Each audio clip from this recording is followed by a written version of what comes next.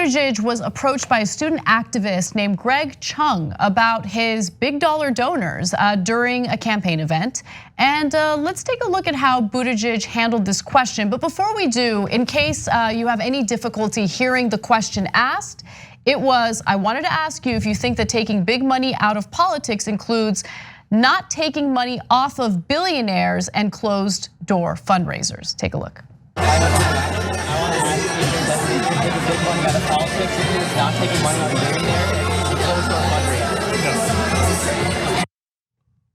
So Buttigieg just responds with no, meaning that he will continue to take that money from big dollar donors, specifically billionaires, in closed door fundraisers. Greg Chung tonight, nice work. I love that question.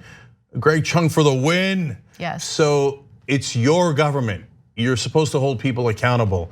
So it's a perfect question to ask. And look, you're gonna be amused to see how disappointed I am in this answer, because lately, I've been a big fan of Pete Buttigieg, and for good reason on a lot of his policies. He's decided that he is going to abandon the progressive track that he was nominally on in the beginning of the campaign. He's made a very political decision to be the quote unquote moderate, or in reality conservative Democrat alternative in this primary. But because that's who he is, let's just keep it real. No, I think that is his core. Well, his core is being a politician. So what do I need to get elected? And in this case, he needed billionaire money and a lot of big donors to get elected, corporate money to get elected. So that's the direction that he's gone. Okay, so why am I disappointed?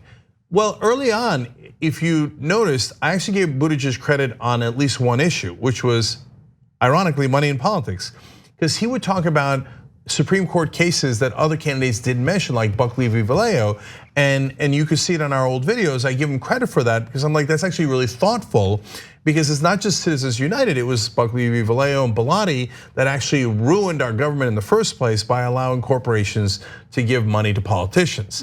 And so it was great that he was talking about that. Now he's gone full circle and he's like, money in politics, awesome. I don't see it as a problem at all. What? And by the way, this wasn't the only example from this past weekend. In fact, there's another example of him answering questions from the press, and it was at an event. Earlier today, you said you were open to having a conversation about opening your fundraisers, and that's a question that reporters have been asking for months now. So I'm wondering, when do you expect to actually have that conversation and give like an answer on that? Again, I don't have a timeline for you. As the candidate, can't you just direct your campaign to open those fundraisers? What's it? As the candidate, can't you just direct your campaign to open those fundraisers? Yes. And why haven't you done so? What's that? Why haven't you done so? There are a lot of considerations, and I'm thinking about it. Last question.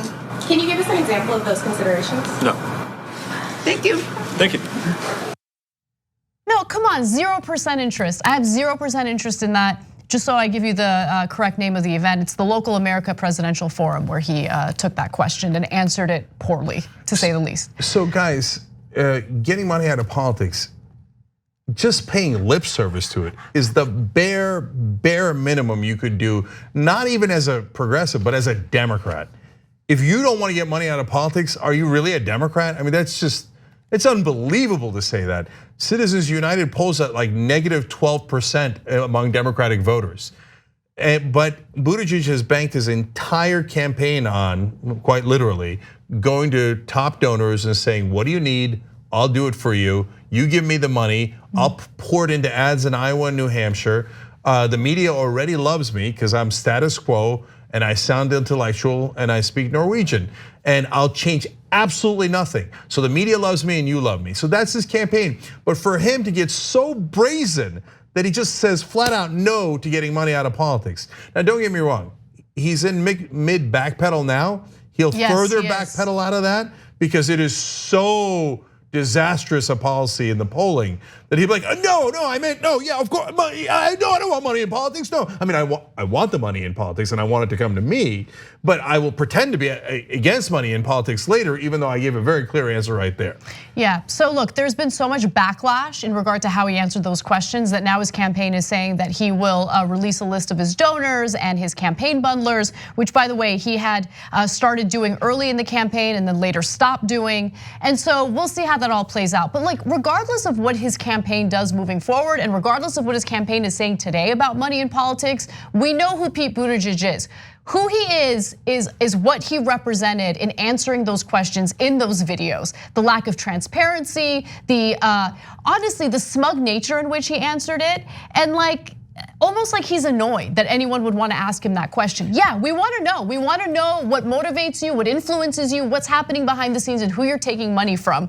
I don't trust him, and this is exactly why. Well, so there's a reason for that, because the press spoiled him. They didn't ask him a tough question for well over a year. And it's not just progressives versus establishment in this case. They've asked plenty of tough questions of Joe Biden. So, and they did of Kamala Harris as well. So, and I applauded them for that. But there was one guy who got a free ride the entire way, and it was Pete Buttigieg. And so now when even mainstream press asks him slightly challenging questions, he's like, no, I'm not gonna answer you. That's how he normally answers TYT Investigates. Oh yeah, exactly. Yeah, so for example, Jonathan Larson's been asking him for now, as long as we can remember, hey, who were your donors when you were running for mayor in South Bend? And Indiana allows you to get rid of those records. Okay, I hear that. You don't necessarily have a legal obligation, but you just said in the latest backpedal that you believe in transparency more than anyone else. So who were your donors in the original South Bend race? You wanna know why he doesn't wanna tell you? Because some of those donors are talked about in the tapes that the cops have, where the cops were talking about how they're gonna influence Buttigieg's donors to fire the black police chief. So there's no transparency when it comes to his donors in South Bend. And with TYT, even when you guys, every once in a while, TYT Army will go and ask him a question at a press conference and he doesn't expect it, just regular citizens, okay? And he gets like that angry smug face that he has where he's like, no, I don't think so, right? Yeah. And now he's doing it to the mainstream press. My guess is that's not gonna play as well with mainstream media, because they'll be like, what? We were in love with you, how could you do this to us? So let's see if they get any tougher than what we just saw. Thanks for watching the Young Turks, really appreciate it. Another way to show support is through YouTube memberships. You'll get to interact with us more. There's live chat emojis, badges. You've got emojis of me, Anna, John, JR, so those are super fun. But you also get playback of our exclusive member-only shows and specials right after they air. So all of that, all you gotta do is click that join button right underneath the video. Thank you.